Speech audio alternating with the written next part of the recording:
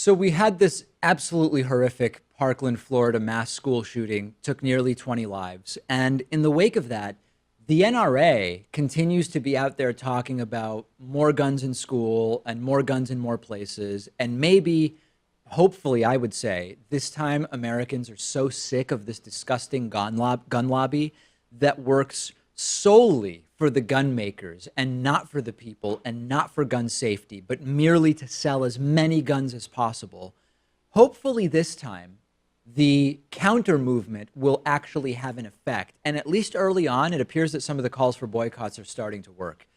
Delta Airlines got a lot of attention for saying that they are going to be ending their partnership with the National Rifle Association, where people going to the NRA conference get discounts on flights. Can you imagine anything more disgusting? But there's actually more companies other than just Delta that are bailing, and I'm going to tell you about a couple of them. First, here is Delta's announcement on Twitter, where Delta said, Delta is reaching out to the NRA to let them know we will be ending their contract for discounted rates through our group travel program. We will be requesting that the NRA remove our information from their website. Now, I've said before, I've tended not to fly Delta in general, mostly because it's not that convenient when you live in Boston, but also because they're pretty anti-union, but lots of airlines are anti-union. And this is a good thing, and at least this decision is something that the Delta should be commended for. United Airlines, which I use more often than Delta, is also bailing, tweeting, United is notifying the NRA that we will no longer offer a discounted rate to their annual meeting, and we are asking that the NRA remove our information from their website.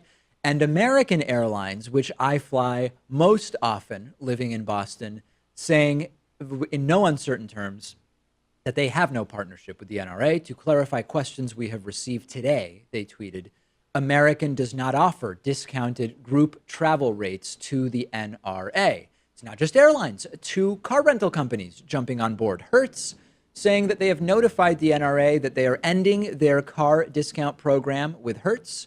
And Alamo Car Rental saying we ended the program effective March 26th. It's not just airlines and car rental companies. It is also hotels. Wyndham Hotels tweeting to a woman named Elaine who inquired, please know Wyndham is no longer affiliated with the NRA. The First National Bank of Omaha, of which I am a customer, also tweeting, customer feedback has caused us to review our relationship with the NRA. As a result, First National Bank of Omaha will not renew its contract with the National Rifle Association to issue the NRA Visa card. That's going to be a big hit, right? The gun nuts really like having their NRA credit card that they can use everywhere. This is good.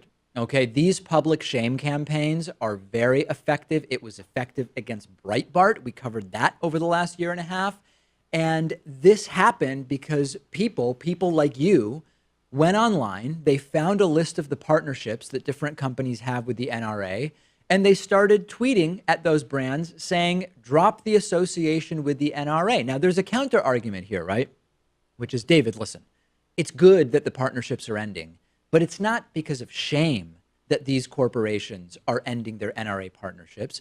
It's loss of revenue that they are worried about. And I have two thoughts on that. Number one, I don't know if that's true, right? Because when you do this, the pro-gun crowd is now saying, well, we're going to counter boycott Delta, and we're going to counter boycott Wyndham Hotels and United Airlines and whoever else. So I don't know that these brands can necessarily calculate whether this is going to be a net financial gain or loss for them. But I would take it a step further. Either way, ending these partnerships is good. If it's the threat of loss of revenue rather than the public shame that gets companies like Hertz and Alamo and American and United to say, we don't have partnerships with the NRA, I'll still take it, right? I still think it's good and that we should be happy that that's going on. And I was actually thinking about different sort of boycott campaigns recently. The campaign from the left against the NRA has already been way more successful than the right-wing campaign against the NFL and associated companies over allowing players to kneel during the national anthem. And I was thinking about how the right-wing boycotts often fail. The NFL stuff really hasn't had much of an impact.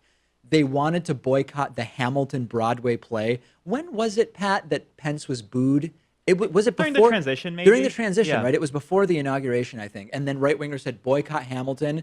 Record Hamilton attendance continues, and ticket prices are through the roof. They wanted to boycott the newest Star Wars movie. Not the newest actual Star Wars movie, but remember Rogue One Yes. that was out there? Yes. Because they right wingers believed it was indirectly criticizing the Trump administration. That failed. The movie did really, really well. So we do have some silver linings here that some of the good boycotts seem to be working, and some of the bogus right wing boycotts seem to be failing. It's hard to say at this point whether or not the NRA boycott's going to succeed or fail.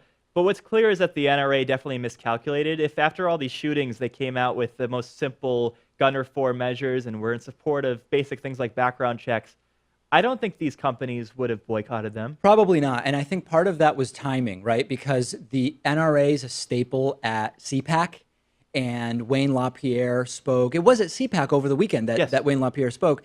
And oftentimes the move by the NRA is to not even be visible publicly for a while after each shooting. And I don't know if it's weeks or months or whatever.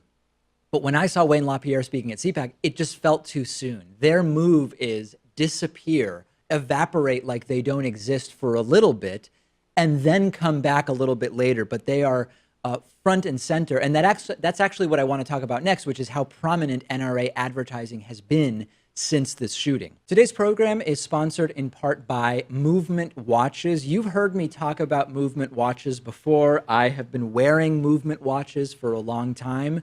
The company has grown like crazy. They've now sold almost 2 million watches in 160 countries, and they continue to sort of go forward with the idea that it shouldn't be really expensive to get a nice looking watch. And I don't know if you've checked out their website lately. They've doubled the number of watch styles and are still expanding. I get compliments on my Movement watch everywhere I go. People look at it. I can tell I'm trying to talk to them. They're distracted by the watch. And then they say, where'd you get that watch? And usually people are shocked that you're not required to spend $400 to $500 like you would at a department store for a watch of this style and quality. They start at just $95 because they sell direct to consumer. You can get 15% off today with free shipping and free returns if you go to mvmt.com/Pakman. Check out why they keep growing. Check out the growing collection at mvmt.com/PAKMAN.